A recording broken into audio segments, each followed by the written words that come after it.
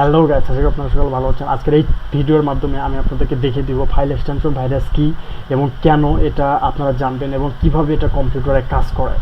So আজকের এই ভিডিওটি আপনারা না টেনে শুরু থেকে শেষ পর্যন্ত দেখবেন। তো চলুন। তো ফাইল এক্সটেনশন ভাইরাস কি এবং এটা কিভাবে কাজ করে আমরা আজকে ফাইল এক্সটেনশন ভাইরাস সম্পর্কিত জানবো। তো চলুন, প্রথমে আমরা যে কোনো ব্রাউজারে যাব, দেন আমরা এখানে ব্রাউজারে লিখব what is file extension virus VIOS। এটা যে কোনো ব্রাউজার লিখে সার্চ করার সঙ্গে সঙ্গে কিন্তু অনেক ব্রাউজার চলে আসবে বা ওয়েবসাইট চলে আসবে। এখানে কিন্তু অনেক লিস্ট পাবেন ওয়েবসাইটে, এখান থেকে কিন্তু আপনারা বিস্তারিত জানতে পারবেন। সেখানে 50+ ফাইল এক্সটেনশন ভাইরাস যেটা পোটেনশিয়াল ডেঞ্জারাস অন উইন্ডোজ। আমরা এটা এক পাশে ওপেন করে রাখবো। দেন গিক্স এই ওয়েবসাইটে যে রয়েছে এটা এখানে আমরা একটু দেখবো যে ফাইল এক্সটেনশন ভাইরাস কি। যেমন প্রথমে আমরা দেখবো যে what is a file infecting virus. File infecting virus বলতে কী বোঝায়? কারণ আপনাদের যে text file, PDF file, XML file, docx file, বিভিন্ন রকমের কিন্তু ফাইল থাকে এক্সটেনশন ভাইরাস। আপনারা বুঝতে পারতেছেন কি এক্সটেনশন বলতে কী বোঝায়? যেমন আপনার যে কোনো ব্রাউজারে যাওয়ার পর কিন্তু এখানে দেখা যাচ্ছে যে বিভিন্ন রকমের কিন্তু বিষয় রয়েছে। যেমন এখানে কিন্তু .pdf ফাইল, আবার এখানে আমরা ক্রিয়েট ফোল্ডার অথবা টেক্সট এমটি ফাইল এখানে এটা লিখবো। লেখার পর daemon.txt এই যে ডটের পরে যে লেখাটা রয়েছে সেটাই কিন্তু এই ফাইলের এক্সটেনশন। এটা কিন্তু এখন টেক্সট আকারে রয়েছে। আপনাদের যদি ধরেন এই টেক্সট আকারে ফাইলটা রয়েছে, এই টেক্সট ফাইলকে যদি আপনারা রিনেম করে ধরেন পিডিএফ করে দেন, পিডিএফ, তাহলে কিন্তু এটা পিডিএফ ফাইল হয়ে গেল বা পিডিএফে চলে গেল। এখানে আপনাদের ফাইল যদি থাকে এক এক্সটেনশনে, সেই ক্ষেত্রে সেটা যদি আর এক এক্সটেনশনে দেওয়া হয় সেটা কিন্তু কাজ করবে না। আপনারা বুঝতে পারছেন বিষয়টা হয়তো বা, যে এক্সটেনশন যুক্ত যে ফাইল ফোল্ডার রয়েছে সেগুলোই কিন্তু চেঞ্জ করে অন্য একটা এক্সটেনশনে দেওয়া যায়, তাহলে কিন্তু এটা সমস্যা হয়ে যাবে। এখানে কিন্তু এটা ভাইরাস যুক্ত হয়ে যাবে, সেক্ষেত্রে সেটা কিন্তু কাজ করবে না। তো সেরকম একটা বিষয় যে এই file infecting virus is a type of malware that as it name suggest infect files on a computer. মানে এখানে ইনফেক্ট মানে আক্রমণ হয় কিভাবে আপনার ফাইলে, যেমন এটা একটা malware suggest infect files computer.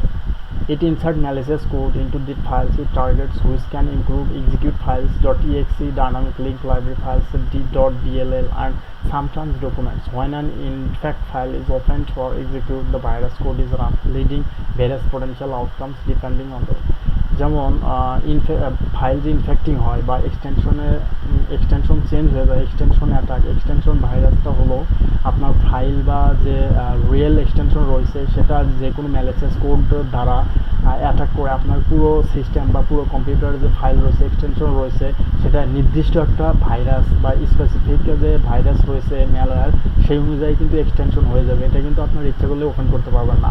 এখন দেখতে পাচ্ছেন যে আপনারা যে কোনো ব্রাউজারে যাওয়ার পর আপনারা কিন্তু নির্দিষ্ট ফোল্ডারের মধ্যে যাচ্ছেন, যেমন এটা ওপেন করতে পারতেছেন, সব কিছু কিন্তু ওপেন করতে পারতেছেন, কিন্তু যখন সেই ভাইরাসটা এখানে অ্যাটাক করবে এক্সটেনশন ভাইরাস, তখন কিন্তু আপনারা এটা নির্দিষ্ট যে ফাইল রয়েছে এগুলো কিন্তু ওপেন করতে পারবেন না, তখন কিন্তু এটা ওপেন হবে না, তখন কিন্তু একটু সমস্যা হয়ে যাবে। সো এটাই কিন্তু এক্সটেনশন যুক্ত ভাইরাস। সো এক্সটেনশন যুক্ত ভাইরাসের বিষয়গুলো আমরা এখন এখান থেকে বিশেষ করে দেখব। যেমন use of the file infector virus, যখনই এই ভাইরাস আপনার কম্পিউটার বা এক্সটেনশনে কেউ অ্যাটাক দিবে তখন কিন্তু বিভিন্ন সমস্যায় পড়বেন। যেমন ডাটা থ্রেফট হবে, ডাটা আপনি ইউজ করতে পারবেন না প্রপারলি, ডাটা আর সিস্টেম ড্যামেজ হয়ে যাওয়ার সম্ভাবনা রয়েছে। যেমন আপনার একটা সিস্টেমে অনেক রকমের প্রোগ্রামিং ফাইল বা বিভিন্ন সিস্টেমজনিত যে ফাইল ফাংশন রয়েছে সেগুলো কিন্তু যদি এক্সটেনশন চেঞ্জ হয়ে যায় সেক্ষেত্রে কিন্তু কম্পিউটার না চলার সম্ভাবনা 100%, এক্ষেত্রে ড্যামেজ হয়ে যাবে। যেমন র্যানসমওয়্যার, লঞ্চিং অ্যাটাকস, বিভিন্ন রকমের কিন্তু প্রবলেম আপনারা পড়তে পারেন। এখানে কিন্তু আপনাদের এক্সটেনশন ভাইরাস খুবই ডেঞ্জারাস একটা ভাইরাস। যেমন আপনার একটা মূল্যবান ফাইল রয়েছে ডক্স ফাইল, এটা কিন্তু এক্সটেনশন ভাইরাস যদি কেউ পুশ করে আপনার কম্পিউটার অ্যাটাক করে সেক্ষেত্রে কিন্তু মূল্যবান ফাইলটি আপনারা ওপেন করতে পারবেন না। এখানে কিন্তু বড় ধরনের একটা লসের সম্মুখীন পড়ে যাবেন। সো আপনারা এই সমস্ত ভাইরাসের সম্মুখীন হাত থেকে বাঁচার জন্য আপনাকে অবশ্যই অ্যান্টিভাইরাস ইনস্টল রাখতে হবে, রেগুলার টার্মিনালে আপডেট করতে হবে। অ্যান্টিভাইরাস দ্বারা যে কোনো ম্যালওয়্যার বা ট্রোজান এগুলো যদি আপনার কম্পিউটার থেকে থাকে রিমুভ করে দিতে হবে। এভাবে কিন্তু আপনারা ভাইরাস এক্সটেনশন ভাইরাস থেকে মুক্তি পাবেন। যেমন বিভিন্ন ফায়ারওয়াল রয়েছে, ফায়ারওয়ালের মাধ্যমে ট্রাফিক মনিটরিং করবেন, বিষয়বস্তু এখানে রাখবেন। সো এখন বুঝতে পারছেন যে ফাইল এক্সটেনশন ভাইরাস কীভাবে কাজ করে। এখন আমরা দেখবো যে 50+ ফাইল এক্সটেনশন ভাইরাস অ্যাকচুয়ালি কী। যেমন দেখেন 50+ file extension that are potentially dangerous on উইন্ডোজের জন্য খুবই কিন্তু ডেঞ্জারাস এক্সটেনশন ফাইল। এখানে দেখেন যে কোনো একটা ফাইল বা যে কোনো মাধ্যমে আপনাকে ইনস্টল করতে বলতেছে। দেখেন dangerous.msi, এটা কিন্তু লাস্টে msi দেওয়া রয়েছে। এটাই কিন্তু হলো এই ফাইলের এক্সটেনশন। যেমন ডেঞ্জারাস এটা নাম, ডটের পরে যা থাকবে সেটাই কিন্তু এক্সটেনশন। আপনার টেক্সটের এক্সটেনশনে যদি একটা ম্যালওয়্যার এক্সটেনশন দিয়ে দেন, টেক্সট না দিয়ে যদি ডিডিএল দেন, সেই টেক্সট কি আপনি ওপেন করতে পারবেন? অবশ্যই পারবেন না। তো বুঝতে পারছেন যে ফাইল এক্সটেনশন ভাইরাস কতটুকু ডেঞ্জারাস এবং ক্ষতিকারক আপনার জন্য। এই সমস্ত ম্যালওয়্যার জনিত ভাইরাস আপনারা কখনোই ইনস্টল করবেন না। ইনস্টল করলে কিন্তু একটা ক্লিকের মাধ্যমে পুরো কম্পিউটারের সিস্টেম ফাইল এক্সটেনশন ভাইরাসে অ্যাটাক হয়ে যাবে, তখন কিন্তু আপনি অকেজ হয়ে যাবে, কোনো কিছু চালাতে পারবেন না। সো এখানে আমরা দেখব যে কত প্রকার ফাইল এক্সটেনশন ভাইরাস রয়েছে। Executive program file, most of application running on Windows are EXE file. কারণ আপনারা জানেন যে উইন্ডোজে কিন্তু ইএক্সি ফাইল রয়েছে। এই ফাইলের পরিবর্তে যদি আপনাকে ইএক্সি ফাইলের পরিবর্তে যদি দেখেন .pif এই ফাইলটা, এই এক্সটেনশন যদি অ্যাড করে দেয়, সেক্ষেত্রে কি আপনার যে প্রোগ্রাম রয়েছে উইন্ডোজে সেটা কি রানিং হওয়া পসিবল রয়েছে? না, অবশ্যই না। সো বুঝতেই পারছেন যে এক্সটেনশন যদি চেঞ্জ হয়ে যায় তাহলে আপনি কত ক্ষতিকরের সম্মুখীন পড়ে যাবেন। এখানে কিন্তু অনেকগুলো এক্সটেনশন ভাইরাস রয়েছে। msf.com, SRSTA, CPL, MSC, এগুলো কিন্তু সব বড় হাতের ভাইরাস, এগুলো কিন্তু ম্যালওয়্যার ভাইরাস। তো এই সমস্ত ভাইরাসের যে সিএমডি কিন্তু ব্যাট, এগুলো কিন্তু আপনার বিভিন্ন সিএমডি যে রয়েছে টার্মিনালে কিন্তু এগুলো অটোমেটিক্যালি কাজ করবে। সো বুঝতে পারছেন যে এক্সটেনশন ভাইরাস কত প্রকার এবং কী কী।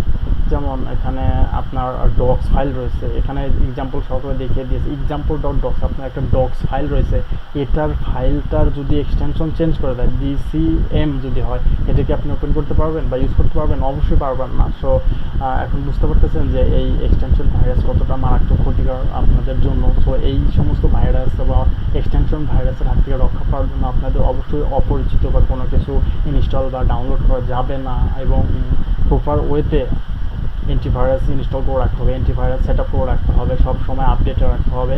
এই সমস্ত বিষয় যদি আপনার মাথায় রাখেন তাহলে কিন্তু আপনারা ইজি ওয়েতে ফাইল এক্সটেনশন ভাইরাসে অ্যাটাক হবেন না। সো ভিডিওটি দেখে যদি ভালো লাগে অবশ্যই লাইক, শেয়ার এবং সাবস্ক্রাইব করতে ভুলবেন না। Please like, share and subscribe my channel.